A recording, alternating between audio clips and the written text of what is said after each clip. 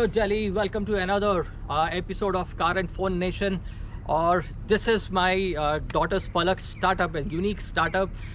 मैं आपसे रिक्वेस्ट करूँगा कि इस वीडियो को आप लास्ट तक देखें और हम इस वीडियो में आज शूट करने वाले हैं ओनरशिप रिव्यू सिलेरियो का। आपको उसके थोड़ा सा ग्लिम्स इसका दिखाई दे रहा होगा। मैं आपको इनके ओनर्स के साथ एक छोटी सी मुलाकात कराऊँगा, थोड़ा चिट चैट करेंगे, उनका एक्सपीरियंस इस कार के बारे में जानने की कोशिश करेंगे। बट उससे पहले इसकी थोड़ी टेक्निकल स्पेसिफिकेशन हम देखते हैं।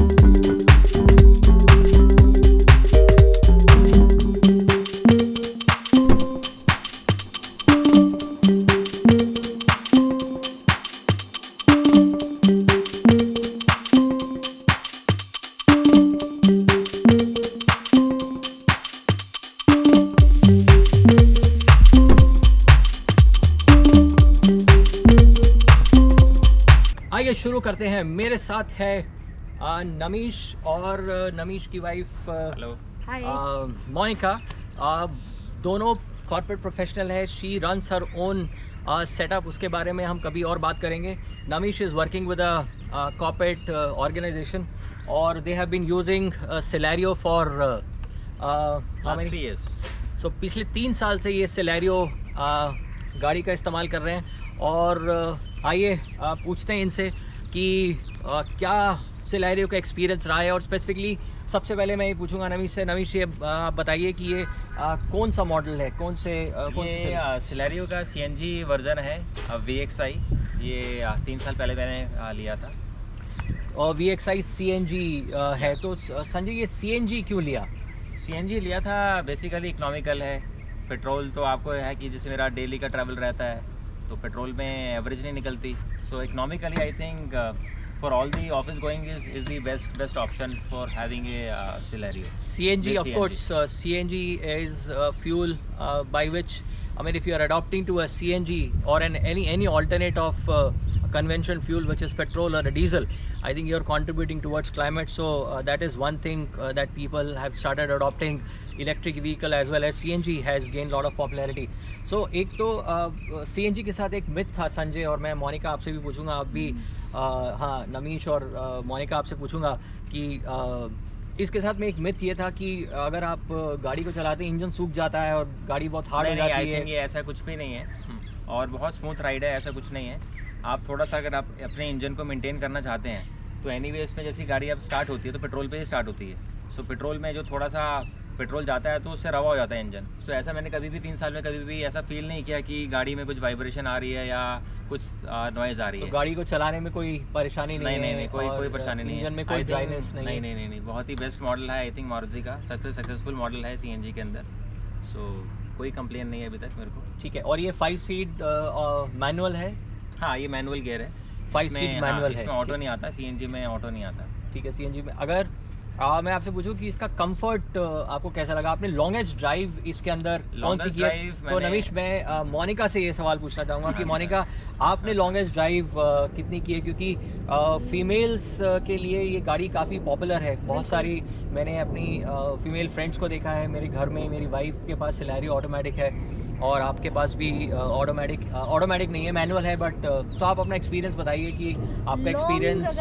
बताना चाहूँगी तो मैं लॉन्ग में रन किया गुड़गांव तक, वो भी बहुत अच्छा एक्सपीरियंस रहता है कि स्मूथली चलती है, बहुत मज़ा आता है इसको चलाने में। जब मैं ड्राइव करती हूँ तो बहुत मज़ा आता है इसके साथ चलाने में, और ये अच्छी माइलेज भी दे रही है तो अच्छा लग रहा है इसको चला के। और सबसे बड़ी बात कि CNG है तो और भी मज़ा आता है। और लॉन्ग ड्राइव पर जाएंगे तो काफ़ी हद तक मतलब फ्यूल जितना लगता है उसके अकॉर्डिंग तो हम आना जाना भी हमारा बहुत ज़्यादा अच्छा हो जाता है बहुत। जब आप हाईवे पे गुड़गांव में द्वारका से गुड़गांव जब आप हाईवे पे चलाते हैं तो हाईवे पे ये गाड़ी की स्टडीनेस कैसी है? मतलब आपको बहुत ऐसा तो अच्छी नहीं लगता, डर तो नहीं लगता कि नहीं, भाई बिल्कुल नहीं। गाड़ी और हाथ से तो निकल स्पीड जाएगी? और अच्छा लगता है कि नहीं वो 100 तक ऐसी तो बबलिंग वगैरह भी नहीं है, स्टेबल गाड़ी चलती है। आई थिंक 90-100 के बीच इसमें में इज बिल्कुल नहीं कंफर्टेबल।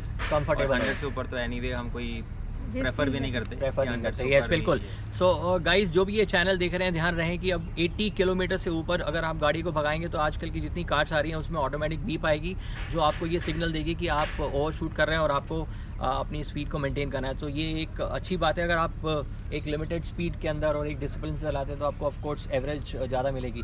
कुछ और सवाल है मेरे लिए। इसका ग्राउंड क्लियरेंस जो है वो इतना ज़्यादा नहीं है, राइट? तो कभी आपको गड्ढों में से निकालते समय कैबिन के अंदर नॉइस या आपको झटके महसूस होते हैं? नहीं, बहुत बहुत रेयर है। कभी कोई अगर स्पीड ब्रेकर काफ़ी हाइट वाला है तो समटाइम्स थोड़ा सा साइलेंसर पे कहीं बार लग जाती है। ठीक है। बाकी अदरवाइज आई थिंक दिल्ली के रोड्स पे या गुड़गांव के रोड्स पे आई थिंक कोई ऐसा इशू नहीं है कि गाड़ी नीचे से बम्पर पे टच हो रही है। और अगर आप गड्ढों में इसको ले जाएंगे तो आपको क्या अंदर झटके महसूस होते हैं? थोड़े बहुत होते हैं थोड़े बट बहुत इतने नहीं है। समटाइम्स क्या आता है, जैसे अब 3 साल हो गए हैं तो थोड़ी सी डोर में से हल्की हल्की नॉइज़ आनी स्टार्ट हुई है। ठीक है। बट आई थिंक वो तो वेयर एंड टेयर में होता ही है। ठीक है। और एक चीज़ और बताएं नमीश कि इसकी ऑफ कोर्स माइलेज तो बहुत अच्छी है ही है, आप काफ़ी पैसा और नेचर को बचा सकते हैं। इसकी मेंटेनेंस कितनी है? आप 3 साल में आपको कितनी मेंटेनेंस लगी है? मेंटेनेंस तो आई थिंक इकोनॉमिकल है। मारुति की सबसे ख़ास बात यही है कि आपकी सर्विस आपकी पॉकेट पे ज़्यादा जोर देती नहीं है। तो अगर आप 6 महीने में आप कराते हैं तो एवरेज कुछ 2,500 से 3,000 रुपये आपका भी लगता है। सो एवरेज 6 महीने में 2,500 से 3,000 की आपको कॉस्टिंग लगने वाली है। मेजर एक्सपेंस पिछले 3 साल में इस गाड़ी में? अभी तक तो कोई मेजर एक्सपेंस इसमें हुआ नहीं है। कोई मेजर एक्सपेंस नहीं हुआ। मोनिका से पूछेंगे कि रात के टाइम में जब आप इस गाड़ी को चलाते हैं तो इस गाड़ी की विजिबिलिटी और गाड़ी की जो हेडलाइट है उसका थ्रो कैसा है? आपको क्या क्लियर विजिबिलिटी मिलती है अगर स्ट्रीट लाइट ना हो तो? हाँ, बहुत अच्छी इसकी लाइट है, मतलब कि हेडलाइट्स की काफ़ी अच्छा व्यू नज़र आता है, तो बहुत स्मूथली चला सकते हैं इसमें। और व्यू को देखना चाहें नाइट में तो बहुत अच्छी ड्राइविंग भी होती है और मज़ा आता है। अगर हाईवे पे जाएंगे तो और ज़्यादा मज़ा आता है चला के। हाईवे पे जाने से और ज़्यादा मज़ा आता है।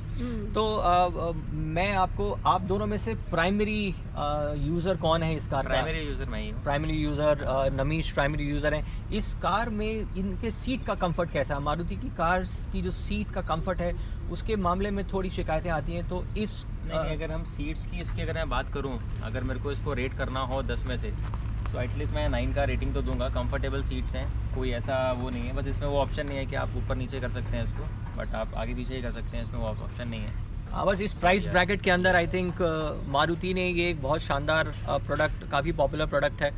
और सीट का कंफर्ट नमीश के अकॉर्डिंग, और सेकेंडली अंदर स्पेशियस है गाड़ी। मतलब अगर 5 लोग आराम से बैठे हुए हैं तो पीछे लेग स्पेस भी काफ़ी है, कंफर्टेबल आराम से सब बैठ सकते हैं। कैबिन स्पेस बहुत अच्छा है। आपको बिल्कुल ऐसा क्लॉस्ट्रोफोबिक महसूस नहीं होता अंदर बैठे हुए।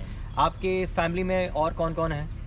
फैमिली में मेरे 2 किड्स हैं, माई सन गर्व एंड माई डॉटर वानिया। और वो कितने बड़े हैं? एंड गर्व is 9 years old and daughter is 5 years old। तो वो आराम से कार में एंजॉय करते हैं? हाँ, कोई आपको कभी कोई सेफ्टी सिक्योरिटी ऐसा तो नहीं लगा कि एक जो कि एक सिनेरियो है, ये स्टडी कार नहीं है, सेफ्टी से रिलेटेड? ऐसा कभी फील नहीं हुआ। और हम तो ये प्रेफर करते हैं कि ड्राइविंग के टाइम पे सीट बेल्ट रहे, और प्रेफर करते हैं कि बच्चे पीछे ही बैठे। ठीक है। और इस गाड़ी की और क्या खास बात है नमीश जो आप हमें? खास बात तो जो सबसे है कि एक तो इकोनॉमिकल है। जैसे अगर मैं CNG इसको मैं फुल कराता हूँ, कुछ 7 kg गैस इसमें आती है।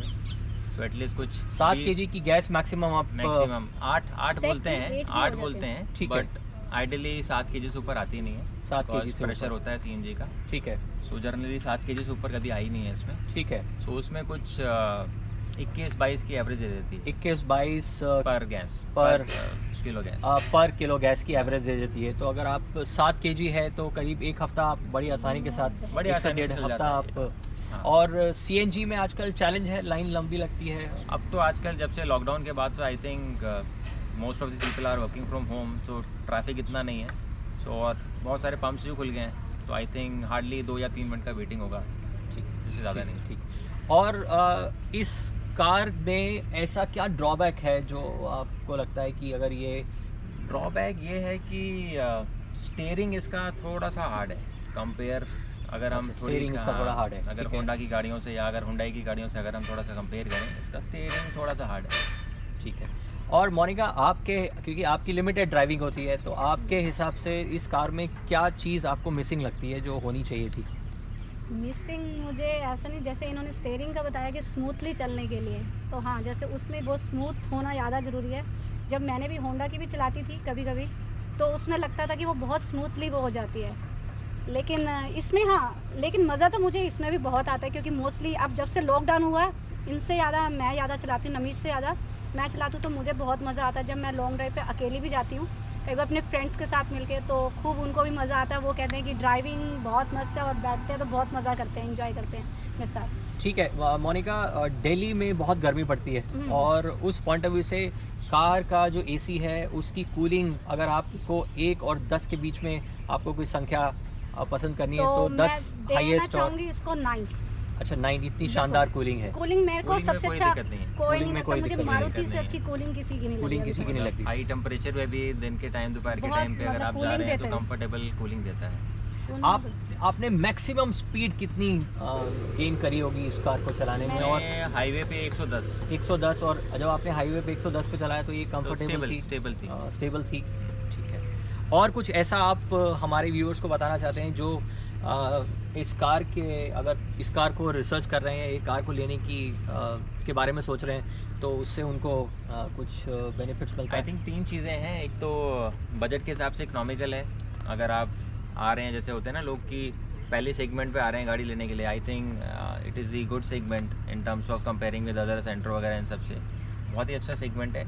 सेकेंडली, एक तो कंपनी फिटेड CNG है, सो आपको एक भी % टेंशन नहीं लेना कि आपने बाहर से फिटिंग करवाई भी है, कोई गैस लीक होने का चक्कर है कि नहीं है। हाँ, ये साइकोलॉजिकली माइंड में है कि कंपनी से फिट होके आई है, ये सबसे बड़ा प्लस पॉइंट है इसके अंदर। और सेकेंडली, दिल्ली में जैसे पार्किंग में लगाने के लिए बहुत ही स्मूथ और इकोनॉमिकल कॉम्पैक्ट गाड़ी है। कॉम्पैक्ट है, सो पार्किंग में कोई दिक्कत नहीं है। राइट, दिल्ली में पार्किंग की बहुत प्रॉब्लम है, तो पार्किंग में कार को आसानी के साथ पार्क करना एक बहुत इंपॉर्टेंट बात होती है। तो मैं नमीश को बोलूँगा एक बार ज़रा CNG डिक्की खोलें और CNG हमें दिखाएं कि CNG की